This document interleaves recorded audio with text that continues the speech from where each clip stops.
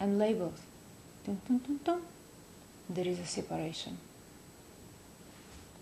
The child doesn't know I, my, body, sitting, laying, window, human being. It's total one experience. And then as we learn, and it's totally perfect for the human brain to do this action because it's a natural activity of the brain to learn the words, language, start analyzing and all this stuff. So basically we see that the difference is only in the mind. And the difference is only in the labeling and separating the experience. Experience the same. The same air, hearing, looking, sensing, breathing, same. And then it's just labeling. I, you. Imagine you never heard these words, right? So then just looking. And you never heard the word body. You never heard the word room. The separation is only in the mind, in the words. That's all it is. And we can use the language, understanding that the language is the language. The thoughts are thoughts. I is a thought. We learned that word, became a thought, and then we repeated that word so many times in life. There is identification. It's like a habit of the mind. I is this. There is an I. The image of the I is a body, mind, all these actions, and take the I out. There is an experience of the body, of all this experience, and it doesn't need to be associated. We can use the word I.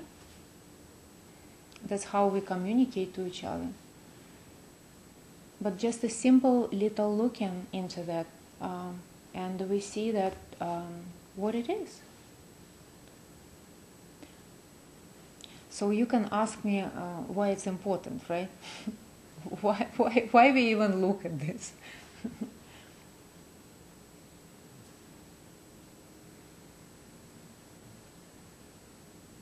Why we look? Because if we take I seriously, that I is this, is a separate me, separate object, then everything has, this life has a different flavor of movement, completely different. I'm a separate object. I need to protect myself from everybody and everything else then. There is this flavor of protection always going then in life. How to make myself feel more comfortable, more better, protect, make sure to maintain this image for myself, for others, all this thing. So basically our life is based on that, is based on creating and maintaining some kind of image. So that baby laying without labeling the experience, and the experience just going, right?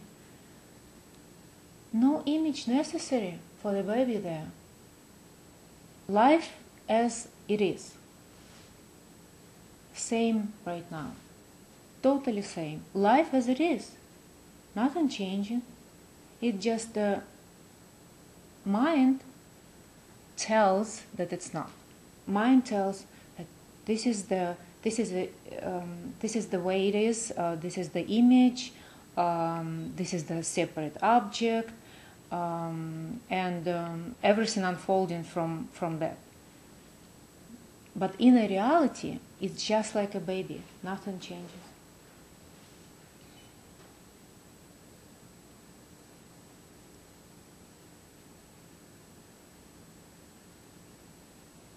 In a reality, that's why people say you are perfect. You're already perfect.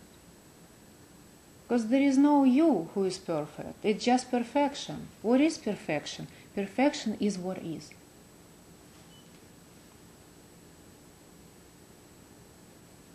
And what is always here.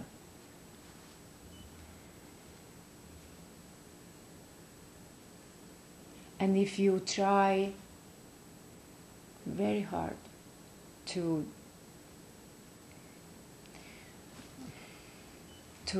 control, to deny, to manipulate what is, it won't happen, because what is what is. And that trying is a part of what is.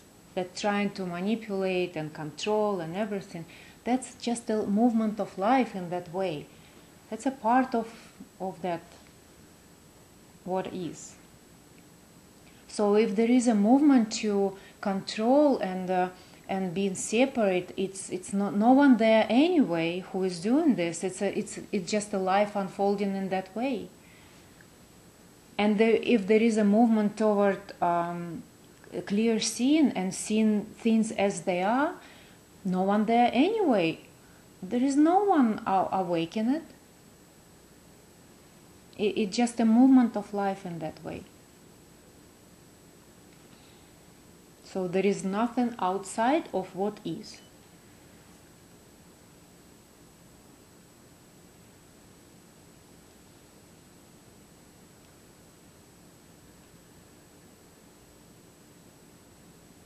So then why we gather like this and try to solve some problem? Right? I would love to know why we are doing this. Because talking here happening only because listening happening. If there will be no listening, there will be no talking, and I can go to the beach. There's no Instead of being in Arizona in this climate, very dry and stuff. So I'm very much interested in that movement of interest of listening to this. And it's because it's very simple. And it seems like maybe, I don't know, maybe I'm starting to forget how I felt before, how it was before, when I was seeking and trying to find. And I remember that movement, but as times go by, I kind of like, and especially during these meetings, talking about this, I'm like, this is very simple. And I think maybe everybody has this problem to communicate this simplicity, because the mind just doesn't understand the simplicity. Actually, yeah. I was talking about this in Sedona meeting.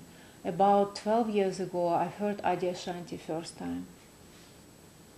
And I felt the truth. I felt he was talking about something really true.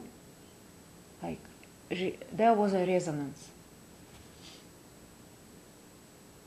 But also, there was like a wall which I couldn't penetrate, couldn't get through. So still solving that drilling of the wall, I guess. So then I went to Vipassana, because Vipassana is very logical.